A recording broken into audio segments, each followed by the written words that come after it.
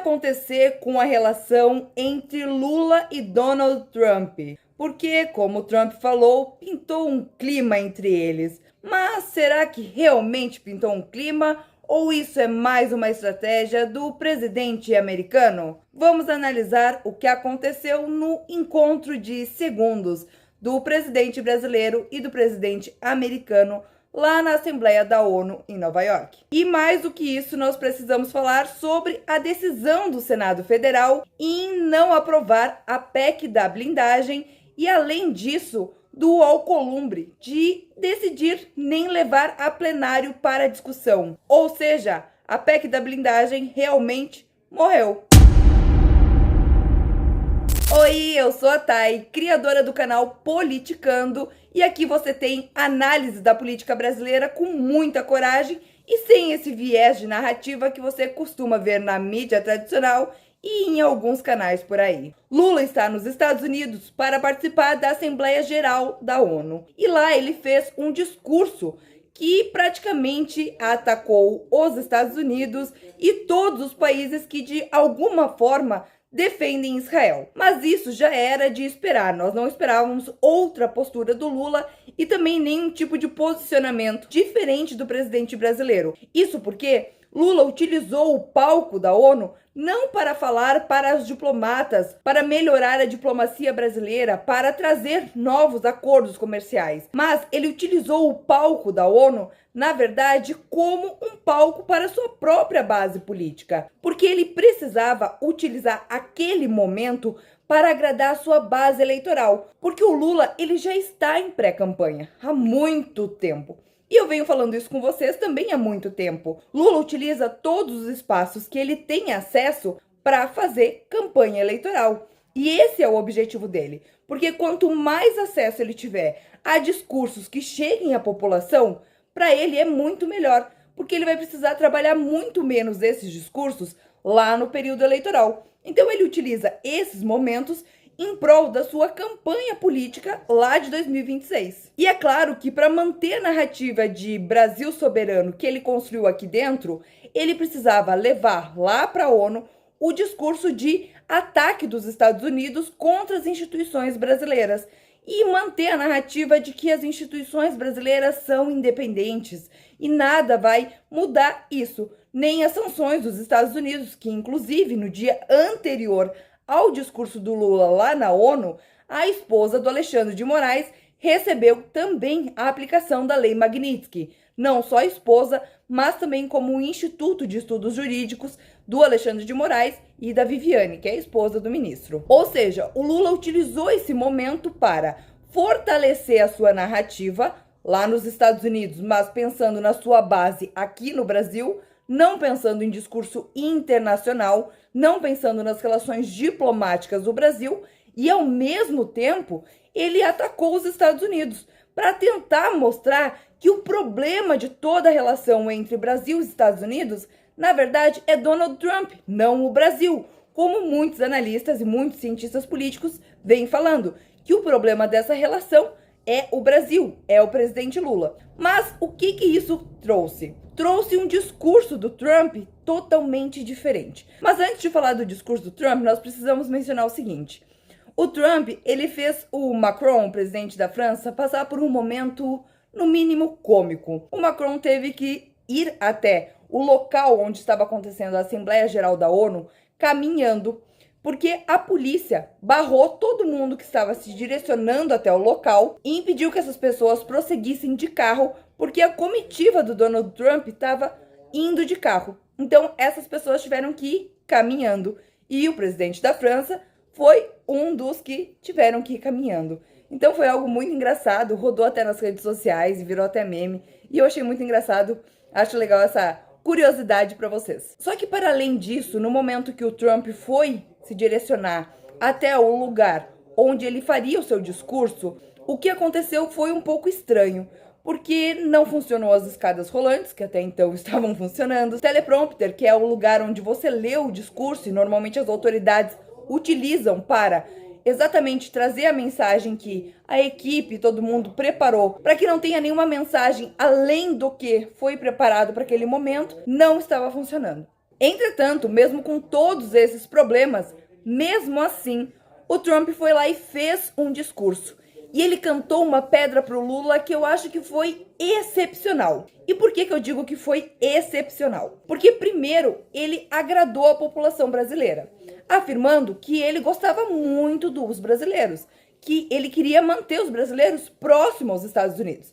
Então esse é um ponto, que ele tem proximidade com o país. Segundo ponto, ele colocou que ele sabe que o Brasil tem muito potencial, que o Brasil tem muita chance de crescer não só no comércio internacional, mas também no comércio americano, como eu já falei para vocês, que é o maior comércio mundial. E aí o que acontece? Ele diz que se o Brasil não estiver próximo aos Estados Unidos, possivelmente o Brasil não irá crescer. E aí ele joga a pedra, que é: eu estou disposto a me encontrar com o Lula na próxima semana, e eu encontrei ele e achei ele maravilhoso, inclusive até rolou uma química entre nós. Isso mostra que ele está disposto. Por que ele abre essa porta para o Lula? Porque ele sabe que o Lula não vai entrar. E foi exatamente isso que aconteceu.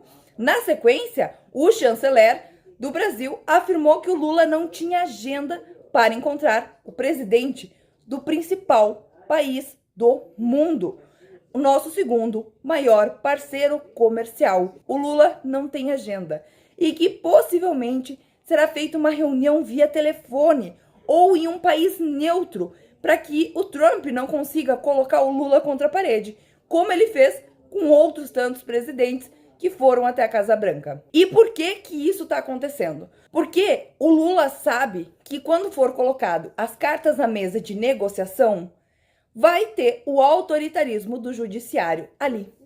E o Lula não vai ter como negar que no Brasil existe um autoritarismo no judiciário. Ele não vai ter como negar isso. Até porque ele faz parte das instituições que dão força para esse autoritarismo acontecer. Ele faz parte das instituições que alimentam o ativismo judicial no Brasil. Então ele não quer estar lá na Casa Branca, colocar nele um alvo contra os Estados Unidos, porque é exatamente isso que vai acontecer. E na minha análise, eu acredito que esse encontro vai ser muito difícil de acontecer de forma presencial, porque o Lula vai tentar se esquivar de todas as formas. E talvez aconteça um telefonema ou algo do tipo, uma reunião através de Google Meet, essas coisas.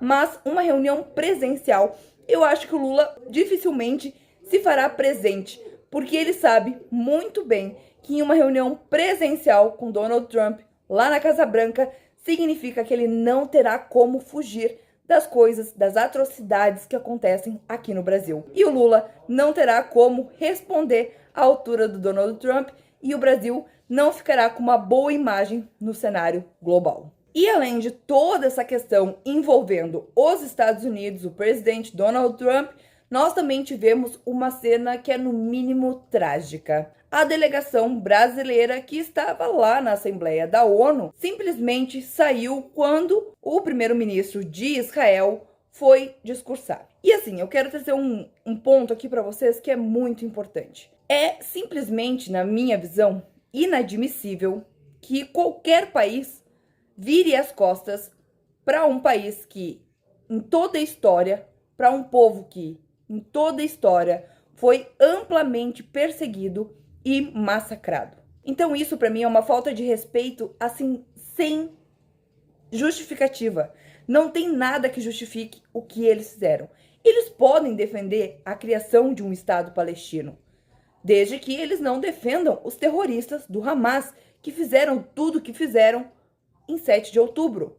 Eles podem defender a causa palestina, desde que eles não defendam os terroristas que alimentam o Hamas, como, por exemplo, o Irã. Então, assim, na minha visão, esse tipo de atitude que aconteceu lá, e que não aconteceu só com o Brasil, outros países fizeram a mesma coisa, mas eu acredito que a nossa análise aqui tem que partir do governo brasileiro, porque é o que nos importa no fim, é algo que não tem explicação.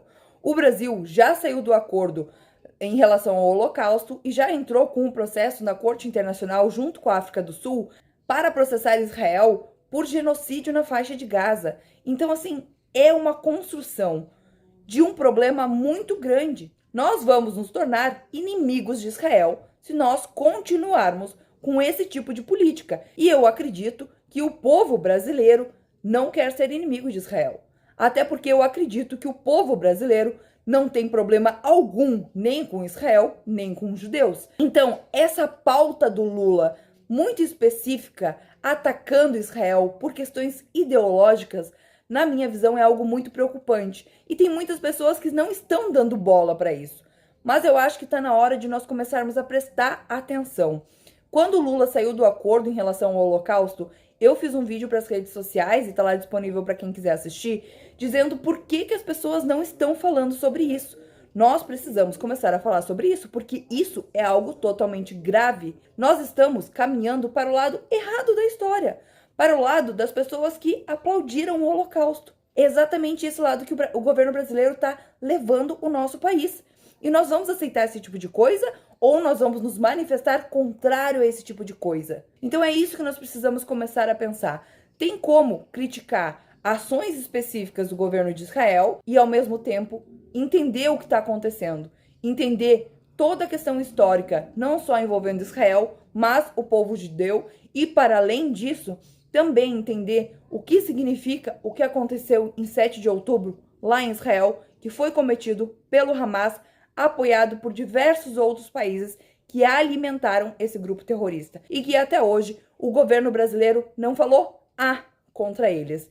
Então, nós precisamos sim nos preocupar, porque na hora de fazer negócios com o Irã, por exemplo, ou aplaudir o Irã, por exemplo, o governo brasileiro adora fazer. E na hora de criticar Israel, bom, vocês já sabem. Então, na minha percepção, eu acho que já passou da hora de nós começarmos a prestar bastante atenção no que está acontecendo com o Brasil nessa relação envolvendo não só Israel, mas toda a questão histórica do Holocausto e da população judaica. Vamos falar sobre a PEC das prerrogativas ou PEC da blindagem, como vocês preferirem o nome, mas eu acho que a única coisa eficiente que o Senado Federal fez esse ano foi enterrar essa proposta de emenda à Constituição. Vocês já sabem, tem vídeo aqui no canal e tem vídeo nas redes sociais também, explicando o porquê a PEC da blindagem é algo totalmente negativo, não só para a política brasileira, mas para a sociedade brasileira como um todo. E o que aconteceu essa semana? A CCJ do Senado, por unanimidade, declarou que a proposta não seguiria adiante, porque era inconstitucional. Depois disso, o Alcolumbre fez um discurso lá no Senado, afirmando que não iria trazer o debate da PEC da blindagem para o plenário. Isso significa o quê? Primeiro, não existe mais os acordos, eu já falei isso para vocês no vídeo anterior, entre Hugo Mota e Alcolumbre. Existe um racha entre os dois. E eu já tô falando isso para vocês há muito tempo. E o racha já foi percebido e já foi confirmado quando a urgência da anistia foi pautada na Câmara dos Deputados. Porque o Alcolumbre sempre se colocou contrário a pautar a anistia. E ele deixou isso muito claro. Tanto que eu falei para vocês em diversas ocasiões que é muito difícil que a anistia chegue a ser aprovada no Congresso Nacional por conta disso. Que eu acredito que, infelizmente, será uma dosimetria de pena ou algo parecido. Exatamente por conta desse acordo que não tem entre a Câmara dos Deputados e o Senado Federal. É óbvio que existem outros arranjos que podem acontecer que tornem a anistia uma pauta possível no Senado Federal. Mas, no cenário atual, é um pouco difícil essa pauta vir a ser prioridade e ser aprovada no Senado. Então a gente já sabe que tem esse racha entre Hugo Mota e Alcolumbre. E eu não sei se eles vão conseguir novamente ter um acordo de prioridade de pautas. Porque o que acontece? Na minha perspectiva, o Hugo Mota agora está tentando de todas as formas puxar pautas que são prioritárias ao governo Lula. E por que eu acho que isso é algo que o Hugo Mota está fazendo? Porque ele percebeu que, ok, ele tem o apoio do Centrão, mas que ele precisa do governo Lula, porque ele precisa de emenda parlamentar. E ele precisa de emenda parlamentar porque a emenda parlamentar é importante para a eleição de 2026. E por que eu digo que é importante? Porque o ano que vem, quando chegar lá na hora do voto, o deputado A vai falar o seguinte: olha só, eu entreguei emenda e foi feito esse hospital. E daí o Hugo Mota vai falar o quê? Eu não entreguei emenda, porque eu fiquei brigando pela anistia, e aí eu não recebi. E aí, obviamente, que a população vai dizer, não, eu vou votar, óbvio, no deputado que entregou emenda para fazer o hospital. E sim, esse é um problema de cultura e educação política que nós temos no Brasil. É claro, eu concordo com vocês. Mas a questão é que esse problema existe. Infelizmente. E Hugo Mota tem esse problema em mãos. Então, o que eu quero trazer para vocês? Que possivelmente ele vai agora, cada vez mais, se aproximar do governo, porque ele precisa de emenda parlamentar. Porque as emendas parlamentares serão o gatilho que ele vai precisar e vai utilizar para se eleger em 2026. Não só ele, mas também para dar força para outras pessoas, do qual vão fazer dobradinha com ele, por exemplo, deputados estaduais. Então, é muito importante as emendas parlamentares, principalmente nesse período. O período que tinha para bater contra o governo já acabou. Agora, eles vão andar junto com o governo, porque eles precisam das emendas parlamentares exatamente para conseguir garantir as suas vagas em 2026. E agora, nós temos que entender se essa reaproximação do Mota com o governo vai ser junto com o Alcolumbre, ou seja, o Alcolumbre vai trazer Mota de volta próximo a ele e eles vão continuar caminhando juntos, ou esse racha vai continuar. Porque se eles caminharem juntos, aí nós vamos ter um grande problema, porque todas as pautas do governo Lula vão avançar. Não sei se elas serão aprovadas ou não, porque aí nós temos toda a quebra do governo Lula com o Centrão, por exemplo, União Brasil e PP que saíram do governo, mas elas serão pautadas. E tudo que é prioridade para a oposição possivelmente não será pautado. E esse é o problema. Porque aí vai ficar essa rixa do tipo, um vai pautar, outro não vai pautar, vai ser aprovado de um lado, vai ser aprovado de outro lado, e ninguém vai andar. Só que nesse meio período, o governo Lula terá a narrativa de que o Congresso é inimigo do povo e o Congresso não vai ter narrativa nenhuma. Qual que vai ser a narrativa do Congresso? Por exemplo, o imposto de renda. Eu acredito que todo brasileiro médio entende que a isenção de imposto de renda para quem ganha até 5 mil reais de salário é algo positivo. E eu concordo, eu acho que isenção de imposto de renda tinha que ser praticamente para todo mundo. Mas, olhem só, da onde que vai sair essa isenção? Porque se o governo está tirando o imposto de algum lugar, ele tem que cobrar imposto de outro lugar. Inclusive, isso é uma lei. E ele vai cobrar de onde? Quem que vai pagar mais esse imposto? Porque pelo imposto de renda por si só, não vai ter como subsidiar a despesa da população que ganha até 5 mil reais de salário, que não vai mais pagar imposto de renda. Então, da onde vai sair esse valor? Ninguém sabe. E aí, isso vai virar um grande problema fiscal e econômico com o passar do tempo. E é obviamente que possivelmente esse problema nem vai estourar no governo Lula. Então, todas essas questões, o Congresso não tem como se defender. Porque são problemas muito mais profundos e que a população média acaba nem entrando nesses debates. Acabam só pensando no problema ali. Eu não quero pagar imposto de renda. Fim.